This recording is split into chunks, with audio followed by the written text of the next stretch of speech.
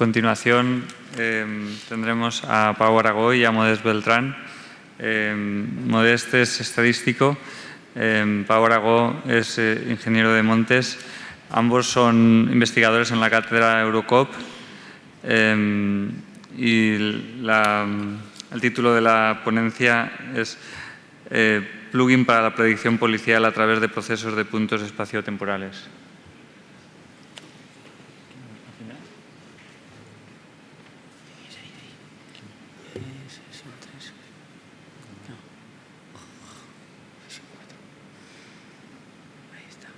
La carpeta verde ya. Ahí está.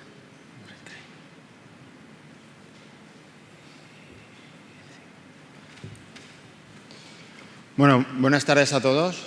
En primer lugar, agradecer otra vez a la organización el permitirnos comentar aquellos aspectos que hemos ido trabajando relacionados con la estadística y los sistemas de información geográfica. También Raquel quería venir también, pero por un motivo de última hora al final también es culparla, porque ella en principio también ha participado y quería venir, pero no ha podido. A ver, nosotros el paquete PetCrime que actualmente están trabajando Pau y Manoli, que son dos de los componentes del grupo, es un ejemplo de sinergia entre lo que es la estadística y los sistemas de información geográfica. Nosotros lo que queremos analizar, esto surgió porque en mi proyecto de tesis estamos analizando las llamadas de la policía local a Castellón, estamos intentando ver si siguen algún patrón y cómo se distribuyen y todo esto. Y entonces nos dimos cuenta que era necesario contar de una herramienta para poder geolocalizar en el espacio-tiempo todas estas llamadas y junto con diferentes cosas que sucedieron, una empresa, una cátedra, etcétera, al final conseguimos llegar a poder construir un módulo, que es el módulo PetCrime, que Pau y Manoli son los que en principio lo han desarrollado, pero que el motor fundamental es digamos, el modelo estadístico que lo sustenta, ¿no? En principio, el modelo PetCrime únicamente vamos a analizar diferentes cosas. Vamos a analizar tanto las sensaciones que las personas tienen cuando llaman a la policía local, porque de alguna manera muestran qué es lo que para ellas es un delito o tienen miedo, etc. Y por otra vamos a poder describir e incluso predecir con un cierto riesgo, con un margen de probabilidad evidentemente, las futuras llamadas. Entonces, nosotros, si nos fijamos qué es lo que tenemos, por una parte, tenemos las llamadas a la policía local. Cuando digo llamadas, pueden ser delitos, pueden ser cualquier evento que ocurre y que está geolocalizado en el espacio-tiempo. Por una parte tenemos esa base de datos con todas las llamadas. Otra cosa que tenemos son las categorías de las diferentes llamadas, que para eso nos basamos en el catálogo de hechos de la empresa, de Eurocop. Y después tenemos información relativa a las localizaciones donde se producen esas llamadas. Esa información relativa a esas localizaciones podría ser si cerca hay un colegio, si cerca, lo que sea, si está cerca de un parque. De alguna manera eso es lo que entra dentro del input del proceso. ¿Qué es lo que podemos obtener mediante el proceso de puntos espaciotemporal que de alguna manera intenta buscar el patrón que gobierna todo esto? Vamos a obtener, por una parte, qué variables son las que de alguna manera explican que en esos sitios se produzcan esas llamadas. Por otra parte, vamos a saber cómo se distribuye, según el modelo que asumimos, que es un modelo de puntos espaciotemporal, cómo se distribuye y, por lo tanto, vamos a poder saber, cuando digo poder saber, me refiero desde el punto de vista estadístico, dónde van a ocurrir las posibles llamadas en un futuro. También vamos a detectar a los clústeres que se pueden producir, es decir, zonas en el espacio-tiempo en los cuales es posible saber que por allí hay un gran cúmulo de llamadas, cuando digo llamadas o eventos. Y por último, vamos a poder construir de una manera gráfica algunos mapas de probabilidad, es decir, algunos mapas que nos van a permitir, van a ser como una especie de mapas de riesgo. En estas zonas va a ser más probable que se produzcan delitos, llamadas o lo que estemos estudiando en ese momento. Pero para eso tenemos que entender qué es lo que nosotros asumimos. Y lo que nosotros asumimos es que las llamadas o los delitos o lo que sea, considero que es un espacio, un proceso de puntos espaciotemporal. que para entendernos sería como si necesitamos coordenadas x, y, que son las coordenadas del espacio, y una temporal. Por lo tanto, tendríamos como, lo que queremos saber es, imaginaros que tenemos como una especie de cilindro en el cual en cada instante de tiempo sería una capa y claro, vamos viendo diferentes mapas dentro de un cilindro. Y lo que queremos ver es exactamente cómo se distribuye eso, ¿no? Si sigue algún patrón, si no sigue ningún patrón. Nosotros, para eso, lo que fundamental es considerar lo que hemos llamado, lo que se denomina la intensidad de primer orden.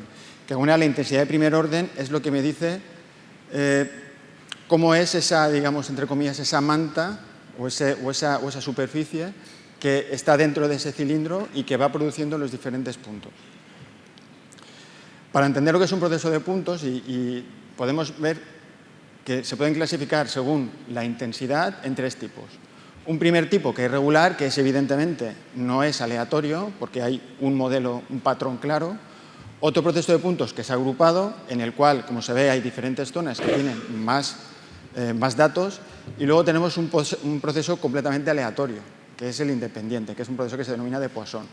Claro, si nosotros estamos estudiando un proceso completamente aleatorio, aquí no cabe nada, porque la aleatoriedad es así, no podemos predecir nada. Entonces, el modelo permite distinguir, lo primero, si estamos en una cosa o estamos en la otra. Esto sería, por ejemplo, para una zona de estudio que estamos estudiando en Castellón. Esas son las llamadas de las personas en la ciudad de Castellón, en una zona reducida de Castellón, donde se han producido. Eso es un proceso empírico, real, y el que tenéis al otro lado, que es el simulado inhomogéneo, es un proceso aleatorio, que sigue más o menos el mismo patrón, pero que los puntos están, de alguna manera, aleatoriamente distribuidos, que es lo que queremos. Lo que queremos es ver qué modelo empírico y aleatorio está junto uno con el otro, para poder hacerles estimación. Como hemos comentado antes, la parte más importante para explicar un proceso de puntos, la idea sería la siguiente. Nosotros lo que hacemos es, imaginaros Valencia, y lo dividimos en diferentes buffers, diferentes zonas, ¿no? O, por ejemplo, en secciones censales o en calles, y hacemos buffers, lo que sea. Entonces, para cada una de esas calles, nosotros lo que modelamos es la intensidad de primer orden.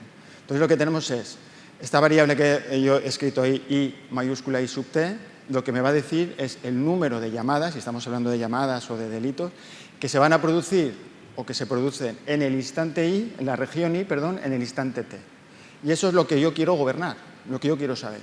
Entonces, para saber eso, utilizamos la intensidad de primer orden, que lo que me dice o lo que me va a decir es como ese mapa de riesgo para esa zona. Pero nosotros lo que vamos a hacer es generalizarlo para todo.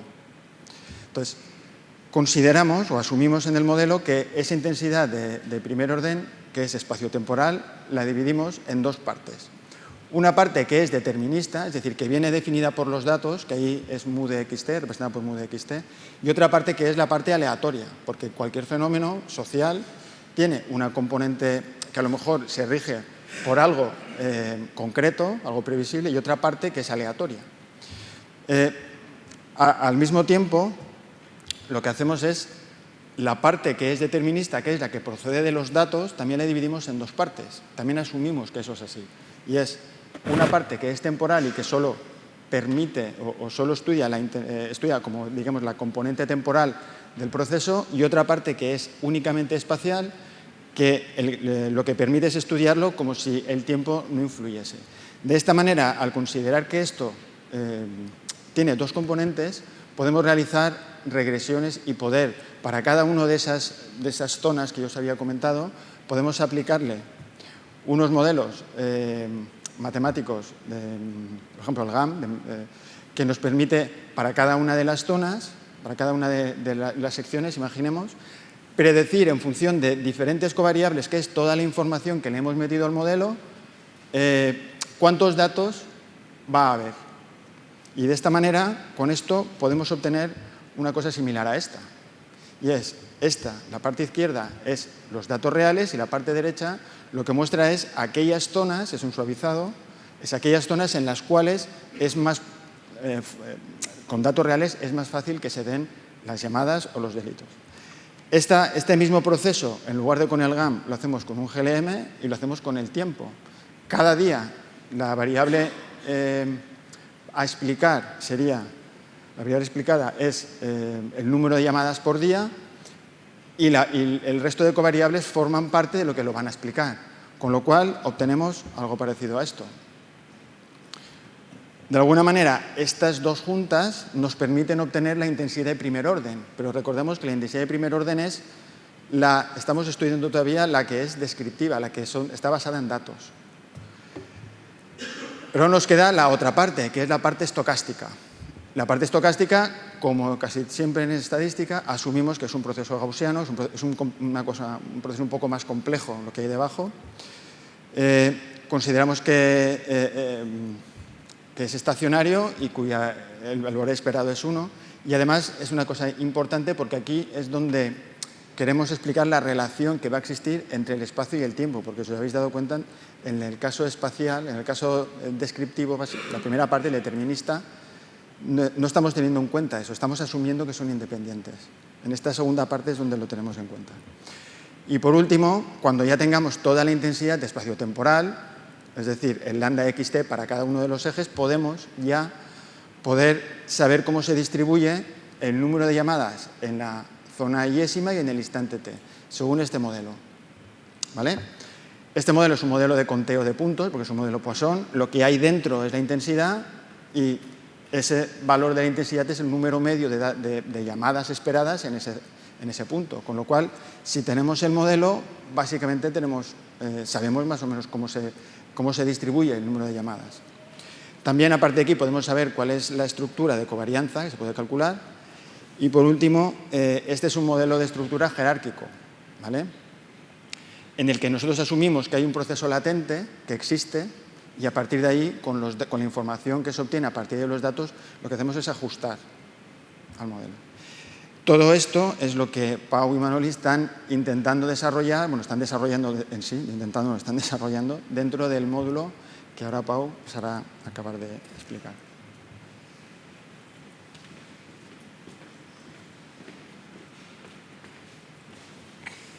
Bueno, pues todo esto que ha explicado Modest se traduce en lo que vamos a ver ahora en este vídeo.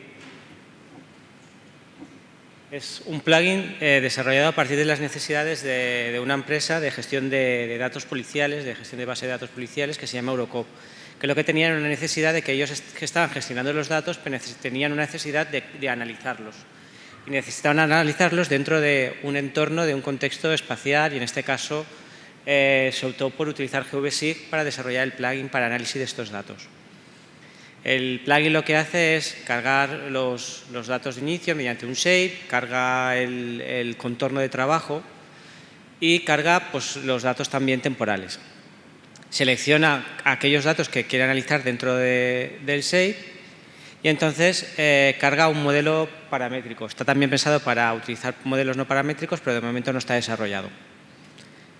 Después el modelo se ejecuta, realiza todos los cálculos que ha explicado Modest. Y al final lo que obtenemos es los outputs en forma de gráficos, que estos ya los habéis visto, y después esos datos, esos outputs también los podemos cargar en GVSIG y a partir de ahí podemos seguir haciendo análisis utilizando las herramientas de geoproceso que tiene GVSIG. También la idea es poder generar informes de forma automática porque eran las necesidades de la empresa y más o menos esto, hasta este momento, es lo que tenemos desarrollado en el plugin. La idea es, a medida que el modelo vaya evolucionando, vaya creciendo, vayan apareciendo nuevas necesidades, pues este plugin ir incorporándolas e ir creciendo. Después también, otra de las cosas que ya quedan fuera de GVSIG es que también hay conexiones con otros módulos que está utilizando la empresa Eurocop.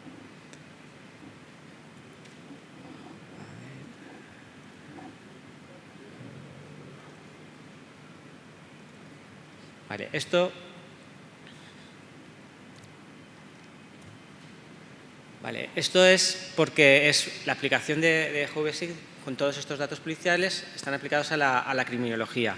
¿Qué ha pasado con la criminología? Es una de una de las últimas incorporaciones, como si dijéramos, al mundo del GIS, aunque ya de lejos están utilizando cosas de sistema de información geográfica, pero ha sido más recientemente cuando han empezado a interesarse por todo el tema del GIS y herramientas GIS, ¿no? Entonces, ¿por qué se interesan? Porque están estudiando factores individuales, factores de contexto social y factores ambientales que son fácilmente representables a través de una herramienta GIS, y es lo que se llama la criminología ambiental. Es decir, explicar lo que está sucediendo a nivel criminológico en un sitio mediante lo que hay en su contexto, lo que hay a su alrededor. Bueno, entonces, ¿qué es lo que se tiene en cuenta? Se tiene en cuenta que hay lugares que atraen y repelen los actos incívicos, aquí hablamos de todo, que no son aleatorios, que están en función del lugar, del día, la hora, el hecho, la climatología, la estación del año, la arquitectura. Todas estas cosas influyen en que en un lugar sucedan más cosas, menos, haya más actos incívicos, haya más violencia, sean más propensos a que allí pasen ciertas cosas. Entonces, el objeto de análisis son las zonas, los lugares y los elementos ambientales. Por eso es necesario contar con una herramienta como GeoGeSIG. Como había explicado, lo que se hacía es que años atrás se utilizaba pues, lo típico, ¿no? El mapa y la chincheta, donde se iban incorporando pues, los puntos y se iban viendo si se agrupaban o no. Ahora, más recientemente, ya hay policías, en este caso, tanto a nivel nacional como a nivel europeo y extranjero, que tienen ya cuerpos únicamente especializados en análisis ambiental, ¿vale? Las ventajas es que mejoramos un poco el análisis de los actos incívicos y la criminología, porque tenemos datos de lugar, tipo y hora.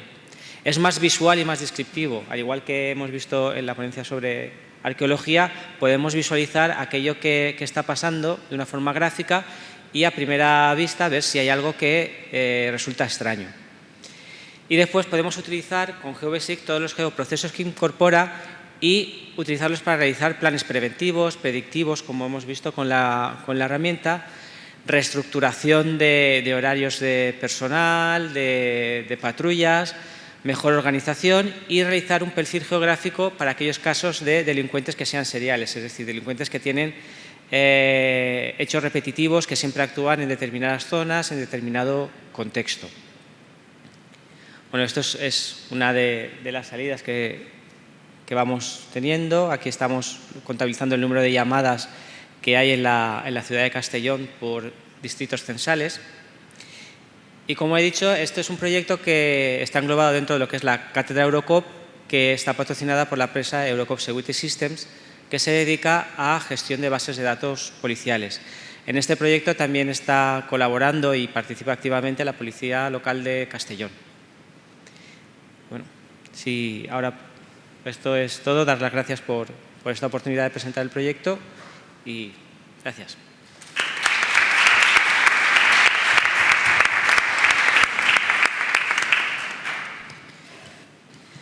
Muchas gracias, Pau y Modest. Pasamos ahora al turno de preguntas, no solo de esta última ponencia, sino de las 4 en las que estaba compuesta la sesión.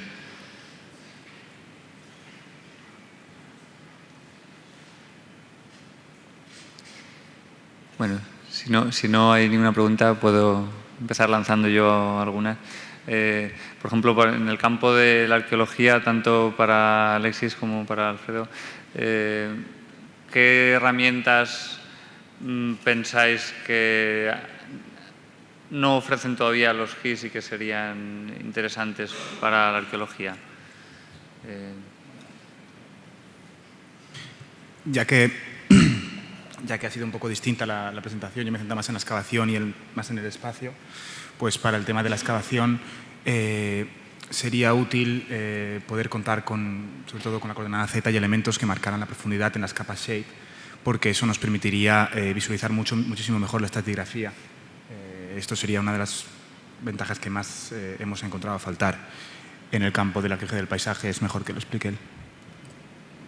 Y bueno, en el campo de la arqueología del paisaje, más que carencias del propio sistema de información geográfico, la mayor carencia es la accesibilidad que hay, ¿no?, muchas veces a las capas raster, a los mapas, a las ortofotos georreferenciadas, porque, por ejemplo, yo mi tema de estudio que es México, pues muchas veces me topo con esos problemas, ¿no? Sobre todo trabajando como estoy trabajando ahora desde España, que muchas veces es casi imposible pues obtener imágenes que puedas presentar y que sean medianamente decentes, ¿no?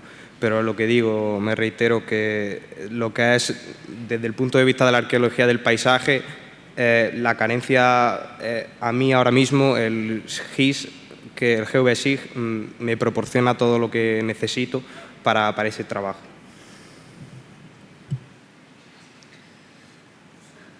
¿Alguna pregunta más?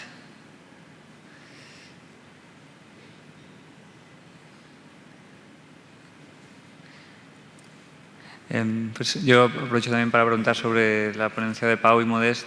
Bueno, decís que se está aplicando, o el caso de estudio sobre el que trabajáis es Castellón, y quería saber si realmente se ha llevado ya a la práctica el hecho de destinar agentes o medidas preventivas en las zonas donde habéis detectado o en los momentos donde habéis detectado, y si se está analizando la mejoría en la criminalidad, o si incluso, bueno, de momento hasta aquí.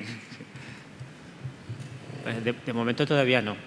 Todavía no se está aplicando porque el modelo requiere un trabajo de adaptación, de tener los datos, de afinar un poco, y lo que es la aplicación práctica todavía no está implementado en lo que digamos que es la policía.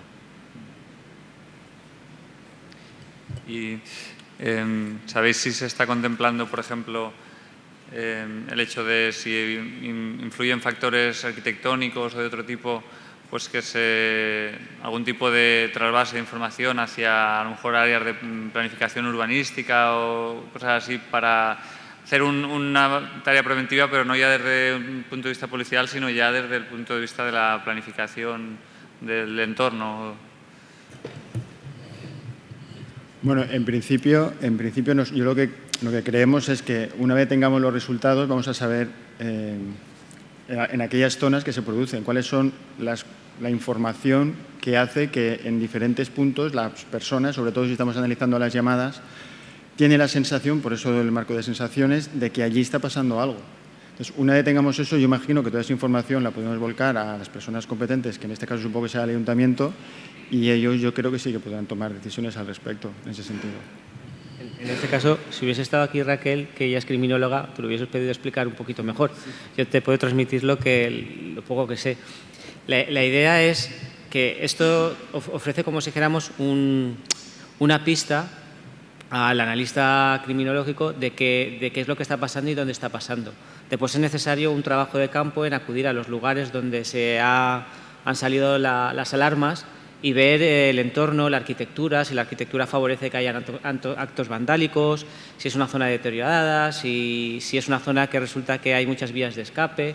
Entonces, la idea es que toda esta información sea útil tanto como para cambiar la forma del patrullaje, de la actuación policial, pero también desde el punto de vista preventivo. Es decir, si hay que actuar en el urbanismo para que las deficiencias que tiene esa zona ya no las tenga.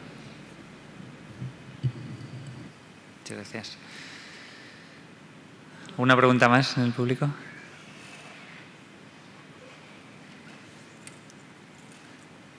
¿Por allí?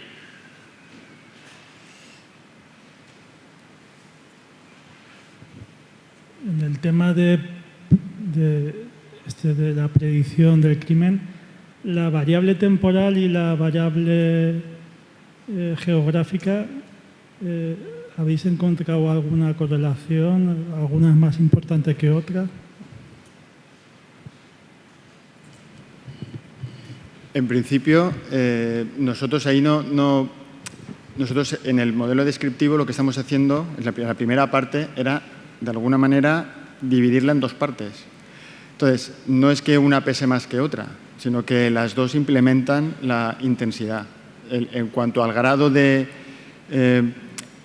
si hay algún tipo de relación entre las covariables, eso es en la parte estocástica es la que lo estamos estudiando, pero eso está todavía estamos haciéndolo ahora, estamos en proceso.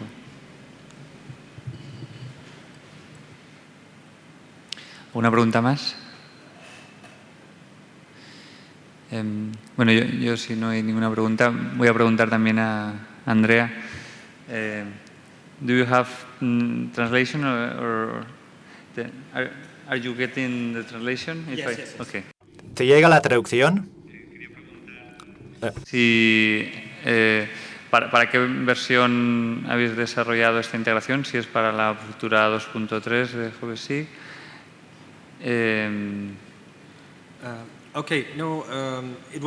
No, era para el 2.2, pero yo realmente creo que espero que podemos lanzar durante un descanso, o sea, en los próximos días. Estamos planificando, sí, dejarlo liberarlo con el 2.3. Queremos lanzar el 2.3. En algún foro más, porque creo que son un conjunto de herramientas muy potentes y que van a tener un desarrollo muy grande en la comunidad del GIS libre. Claro, entiendo que de momento es un desarrollo preliminar y todavía no habéis visto la respuesta del público, de los potenciales usuarios. No estáis todavía en este estado. No, la verdad es que dentro de GVSIG no. Es en la fase de pruebas. Funciona bastante bien porque la biblioteca sí está ya muy madura, pero es interesante pues tenerlo, que haya una interacción dentro de GVSIG. Pero vamos a intentar llegar a la comunidad para también realizar algunas pruebas, algunos ensayos. No sé si hay alguna pregunta más y si no, creo que podemos dar por concluida esta sesión.